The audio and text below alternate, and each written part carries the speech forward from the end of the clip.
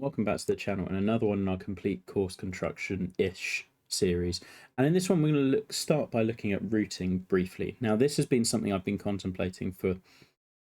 I've been sitting and staring at this and thinking about it for probably about an hour, and a little bit more last night, and really debating, because we're at a point where I need to be changing a few things, I think, and there's a few bits I'm not totally happy with.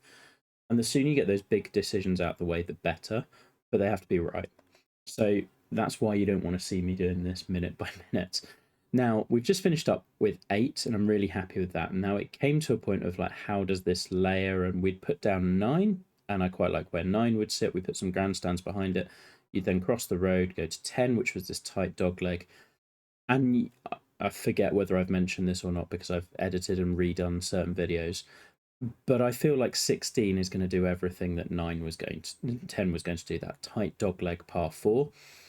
There's no way this, but we don't want you getting to 16 and feeling, oh, I've seen this tee shot before. And yes, the camber was different on this one, and the green complex would have been a bit different, and the length would have been a bit different, but I'd feel like I was pulling the same trick twice. So I didn't love 10. Also, I had a little bit of an issue with 15 in that there's a couple of problems from my point of view. Neither of them insurmountable. I'd found a hole I loved. I really like this approach shot down to this green, just in the barranca. I think it's a nice way to tie back into the barranca again. But of the long par 4s, so 2 is 1. 11's going to be a par 5, but it's basically I've got quite a lot of long downhill shots. And this one, whilst a great shot that I'd normally really love, I kind of feel like we've done this already. So this one had to move, and also there's a long walk to the next tee, which, not prohibitive in and of itself, made me decide to go, well, actually it needs to be kind of up on flatter land. There's a cool higher part that can still use the barranca because the land is tapering down this way, and we can make that a bit more extreme. We're going to need to do some work with the landing zone anyway, but you can see there's this big dip going off this side. That's kind of what I want to buy into, and having a longer uphill hole is going to be good for overall variety, and I think overall variety trumps that individual hole being great. And as much as it's a shame to lose that approach, that's the best. That is the best thing for the course. But when doing that, you start questioning other things. So I looked at a lot around these two areas, and one thing that struck me was that this is still a really good looking green. So I was thinking about approaching it from this way, and like looking at it this way, I thought, well, what if you kept that and made the par 3 over here? I think that works really nicely. It sits in beautifully naturally. It's kind of one of those, I love those kind of squeezed in par 3s that feel like you've just about made the routing work nicely enough to couch that in there. And it's not too tight, but just sits snugly in the routing. So slight change of direction, but that's no problem. We haven't got a single par 3 going remotely this direction. It's currently 192. That may just be championship tee distance, but we can always shorten it if need be. I don't really have an issue with that. But I loved how this one was. And whilst this one was pretty solid, and I think I could have made the bunkering work, it just felt like it was across the barranca for the sake of being across the barranca. I couldn't ever get the green sitting just on this side without kind of squeezing into this hole location, or making the hole really short, or taking the tee way back. So this one fits better on a number of different reasons. So if we now take this, and let's just make these into heavy rough so you don't see them, that then takes us back to what are we going to do with 10? Now 10 and 11 were always going to be placeholder holes, and that's part of why I haven't really fleshed out the land over on this area yet, and that'll be our next step. But I felt that there's quite a nice high plateau here that we can put a golf hole on. So I think we're looking at 10 coming from somewhere around about here. Where did I put it? I put down a spline so I'd remember. There we are, pretty much bang on. And I think I've put the green way further back than I intended to. Yeah, 460, 470. It's not going to be one of the all-world holes on this course, but that's okay. I think you need the odd breather every now and again, and having just a solid golf hole that fits what the routing needs, I I can bunker this one interestingly. We can bring the trees in more. So I think they need to be a highlight of the course as well. I can give it some space and grandeur, which I'm looking forward to as well. So I think this one fits what the course is going to need. At 470, it's probably a touch long. So we'll bring it back to like 463. Like a small difference, but that will work well. We've then got 11 heading back out to the ocean, which I think works well as a transition hole. And then the rest of the back 9 I'm really happy with. But all of that stems from that thing of I felt like I was repeating one shot.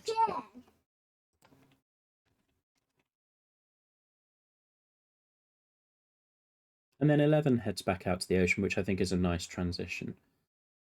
So that's what we're going to do to change this. And all of that really stems from that one feeling that you're overdoing one shot type or shot value, that downhill long approach shot. Whilst it's a great shot and I really enjoy those sorts of holes, that can't be the only one we're testing or the only way in which we're testing it. And I feel this tightens up the routing nicely in areas where I want it to sit a little bit more snugly.